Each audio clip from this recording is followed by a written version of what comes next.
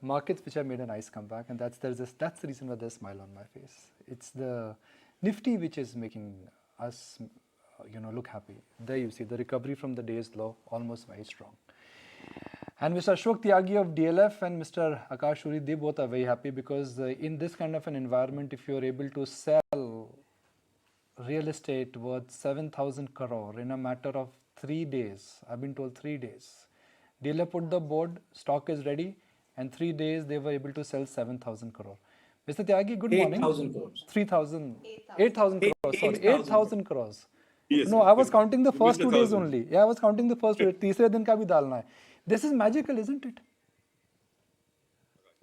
Yes, it is. It's actually magical.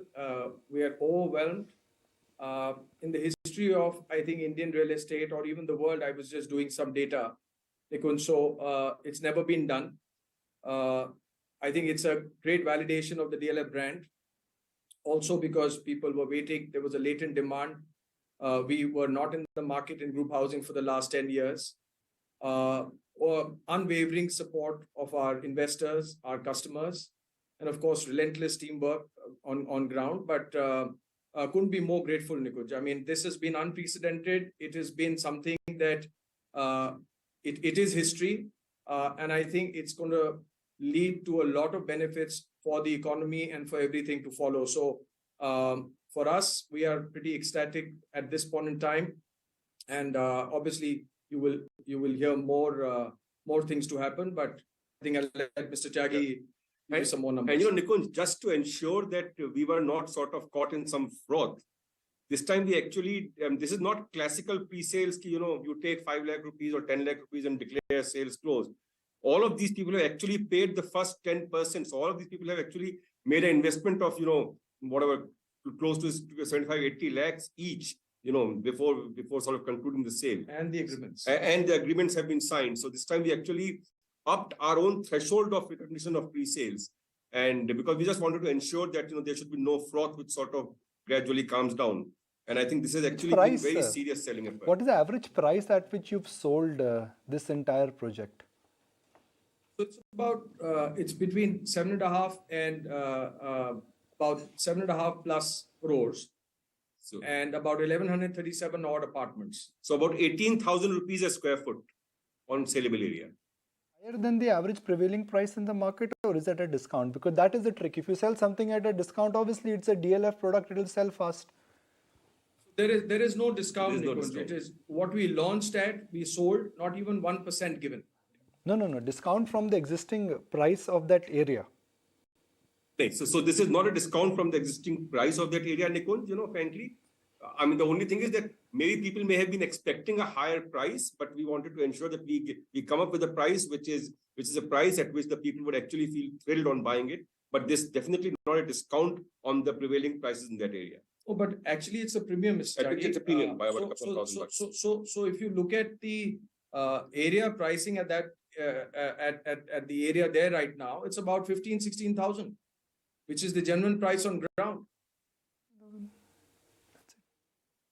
Mr. Tyagi, when you initially launched the project, was this part of the guidance which you have shared with us, or now this project is going to ensure that your guidance is going to be surpassed? Sir, why are you smiling? No, I'll tell you. Because Nikuj, when we had given you a guidance of 8,000 plus, and by the end of December, we had done 6,500. This launch was always scheduled for Q4. And frankly, in our wisdom, we had assumed that we'll sell about 2,500 odd crores of this launch in the first quarter of its launch. So we'll end up with the annual sales of about 9,000. The way it turned out, the demand was just so strong that we obviously, the minimum sales that we'll report now will be the 6,500 that we reported in December, plus at least the 8,000 of Arbour, plus whatever else that has been sold in other products. But yes, the guidance obviously is history with this. Also, I'd like to add, Nikuj, that these are all end users. Yeah. We've got a tremendous response from the NRIs. We've got a response from the end users. So this is not bulk or parking as people talk about. These are actual hardcore sales. I must tell you, Mr. Tyagi, Nikuj, I think, came back from Delhi just about a week back, and he was going all gaga over how Camellias was because he happened to go there, and I was telling him that you should check out Aralias, and I'm just wondering what Arbour must be offering when one is already in awe of what the existing properties look like. No. I mean, this is actually an excellent. Also, this is like a 3,900 square feet product. Yeah. 4 bedrooms, SQ, all uniform unit sizes across the project.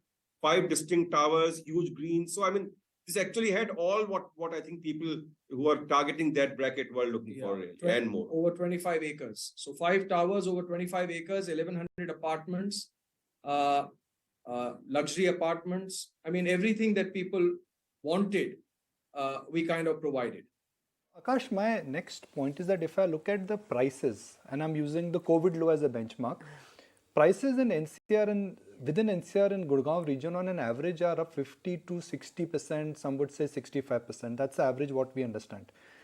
Why is that prices in Gurgaon have gone the highest within the NCR region? And if I compare the Gurgaon pricing with other cities also, they're standing apart. Is this an indication that now projects in Gurgaon will continue to command premium pricing and they will have high demand? So if I may, and before Akash comes in, I think the issue is it's not a uniform pricing issue, Nikunj. It is credible developers in great locations offering a great product are definitely commanding a strong price point, and there's no doubt on that.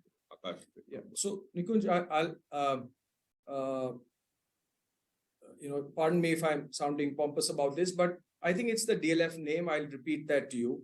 What people were waiting for, and if you see across the board, every product that DLF has brought in, very grateful for you all to mention Camellias, has commanded a certain premium in the market.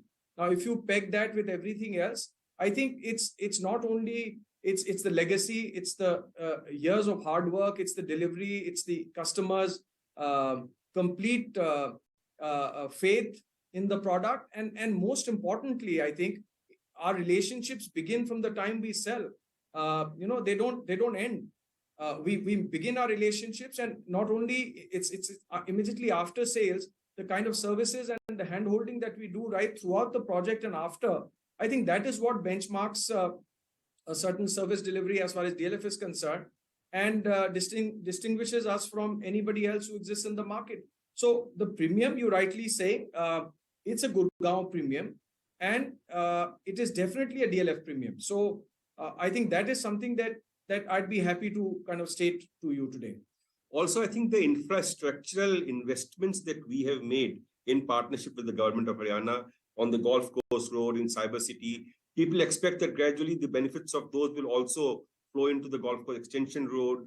And I think the first point that Akash mentioned in this talk is that there was a latent demand for a DLF group housing, because the last one we had launched in this price bracket in Gurgaon was in Crest in 2013 or 14. So there was almost 8-9 years there was a vacuum, which I think was waiting to be filled in. Mr. Tyagi, if the response is strong and if the demand is so visible, and if the DLF brand in a sense is now giving you that commanding power, are you not tempted to accelerate your future launches also? I'm asking you to talk about a future launch when this launch is already complete, but that is the management thinking typically when you see such a strong response. So I think I mean, in some sense, you are correct, Nikunj. We are working on our launch pipeline for next fiscal. In fact, by the time we come up with our annual results in early May and the analyst calls and media interactions after that, I think we should be able to give you a far more concrete action plan for next year. But you are correct that we are looking at accelerating the launch pipeline, not only in Gurgaon, but in other parts of the geography as well. Because as we have all seen that the recovery of real estate sector has been pretty secular across the country. So hopefully by the time, in the next 4 to 6 weeks, when we come to you with the annual results, we should give you a more concrete action plan. I mean, this has obviously put a lot of pressure on us, because if this is the pre-sales we are doing this year, then obviously this has put a lot of pressure on the guidance for next year as well.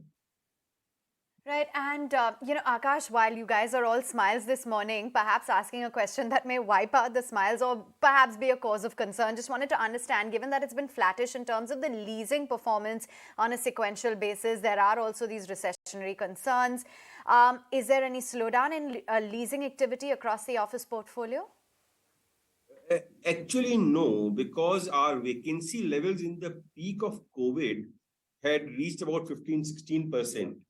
They have been declining sequentially. I think today they are in the 8 to 9% range. Our conventional used to be 5%, and I think we are hopefully making progress. We did the 2 downtowns completion in Cyber City, and both of those have been 100% pre-leased. Our pre-leasing performance of our Chennai downtown is also very strong. So yes, I mean, you are correct that obviously all of these global recessionary pieces, could have a slight slowing down impact. But at least so far, I mean, in the last 3 to 4 quarters, the leasing of the offices seems to have definitely come out of the COVID sort of, the COVID downturn. On the retail malls, obviously, it's been a completely different story. It's been the sharpest of the V curves that you could have seen, frankly. And all the retail malls that we have are now not only recovering from COVID, I think most of them are actually doing better than what they were doing pre-COVID, which is the reason why we are accelerating our retail capex as well. Also, I think what's happening is there's a global story going on in India, So I think let's not discount that, because no matter what's happening outside, and you can't be oblivious of that, but India is making strides. There are companies which are now, consciously moving out of China and coming to India. And there's a lot of work. So I don't think at this point in time, there are concerns, but there is optimism as well. Akash, do you see the price trend in Gurgaon being like a multi-year trend? Whereas if I use a thumb rule that real estate in a good market where demand is more, and if India is accelerating, the demand will be firm and the price trend would be at least 2 or 3% more than what the GDP growth is. I mean, that's a thumb rule, that GDP growth plus 2 or 3% is the average price trend if I look at the 5-year chart. Do you see that playing out again in Gurgaon this time? So, Nikunj, if you look at like a 10-year horizon, so as an example, Crest has doubled in about 8 years, which will give you a 10-11% CAGR, which is broadly what you are saying, GDP plus 3 or 4%. But yes, there will be, slices of that interval when you will see these extremely strong price trends, like there will be slices where you could potentially see a plateauing also.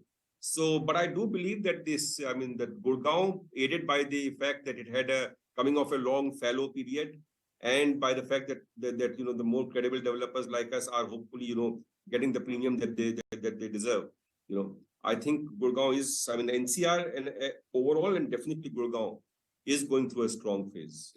So the spikes you will see an upward spike, and you will see a downward. But let me assure you, in Gurgaon, if you've been following this over the last, let's say, I won't even go decade, but over the last 5 years, you will see it comes down, plateaus to a certain level. It doesn't go down. Yeah. And then it starts, the next benchmark starts actually from that.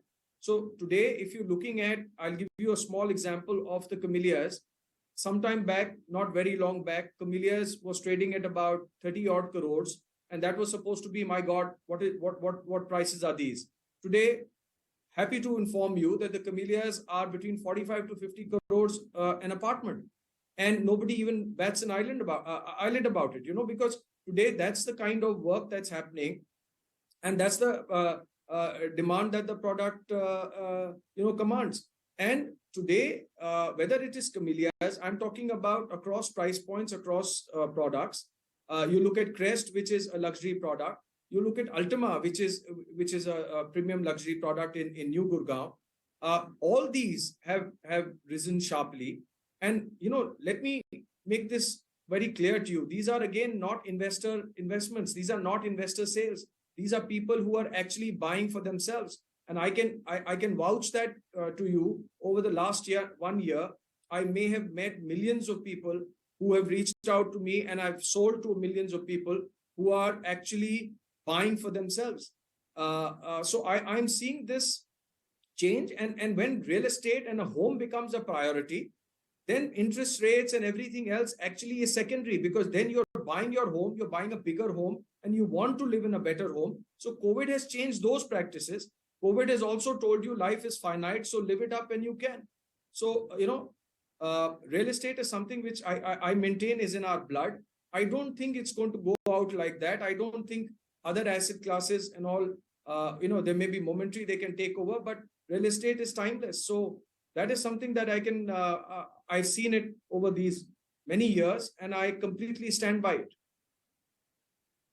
I don't know, Mr. Tyagi, whether it's a pertinent question to ask you or not, given the number of startups who have their offices in DLF.